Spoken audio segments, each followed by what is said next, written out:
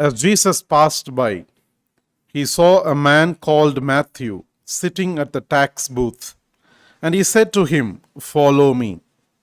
And he rose and followed him. And as Jesus reclined at table in the house, behold, many tax collectors and sinners came and were reclining with Jesus and his disciples. And when the Pharisees saw this, they said to his disciples, "Why does your teacher eat with tax collectors and sinners?" But when he heard it, he said, "Those who are well have no need of a physician, but those who are sick. Go and learn what this means. I desire mercy and not sacrifice. For I came not to call the righteous, but sinners." The Gospel of the Lord. Those who are well have no need of a physician, but those who are sick. I came not to call the righteous, but sinners. My dear sisters and brothers in Christ Jesus, it's quite obvious, and Jesus expresses the profound truth that it is only for those who are sick and unwell are in need of a physician, a doctor. We witness in our lives that not many doctors or physicians visit the sick or those who are in need of consultation. But it is rather the patients, those who are unwell, those who are sick, go and seek after a doctor or a physician for a consultation. But as against this standard, this practice, these normal circumstances, Jesus always seeks the sick, seeks after the lonely, seeks after those who were outcast, who were considered as sin, and he reaches out to them in mercy and he touches them and heals them. Jesus' calling of Matthew to be one of his apostles is quite surprising and an unprecedented one, especially for the Jews, because Matthew was a tax collector. He was considered as someone who is against the society or who is an outcast. They hated the tax collectors. Such a person was called by Jesus. And by calling Matthew to be his apostle, Jesus risks his own reputation as a Jewish teacher himself, because he called the one who was hated by the Jewish society. And adding to that, Jesus was dining with Matthew the tax collector. And that caused the Jewish elders or the Jews to gossip, to murmur against Jesus. How can this man, a teacher himself, accept a tax collector, an outcast, the one who robs money from us or who demands money from us? But Jesus' approach transformed Matthew.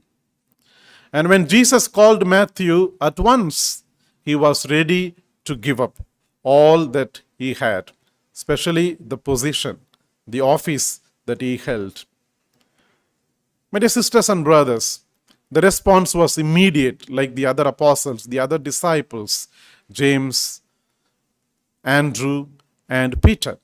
As they left the nets and followed Jesus immediately, Matthew too left everything and followed Jesus. So there was an immediate response because of the human approach of Jesus. The mercy that Jesus exhibited to the one who was rejected and who was considered as an enemy and who was hated by the Jewish people. By Jesus' choice, Matthew became an apostle, a faithful apostle, and eventually an evangelist who bore witness to Jesus' death and resurrection, and who went about preaching the good news of Jesus in the region of Macedonia and Ethiopia, and to the extreme of dying a martyr's death, as the tradition holds.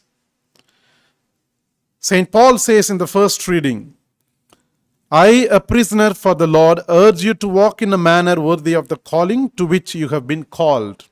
And he says that many of you are gifted with different professions, different callings. Some to be apostles, some to be teachers, and some to be preachers, and some to be doctors, and so on.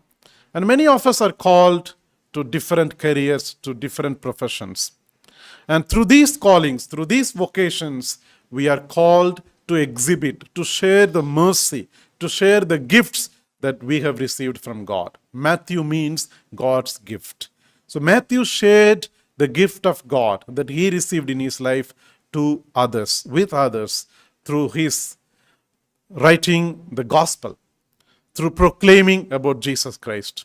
And we are also called to share the gifts that we have received from God with one another.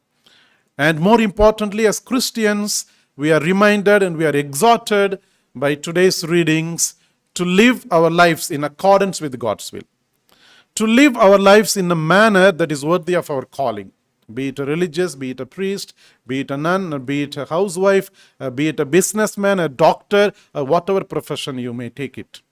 But we are called to live in such a manner that will please God and that will be worthy of our calling. So may we ask today, may we have the zeal, may we have the faithfulness of the apostles, especially Saint Matthew, who preached about Jesus and who bore witness to Jesus to the point of death. May we also in our lives seek after the true physician, the true doctor who can heal us, who can choose us, and who can definitely reach out to us out of mercy and compassion for all of us, especially when we are weak, when we are sick, and when we realize that we are unworthy of his calling.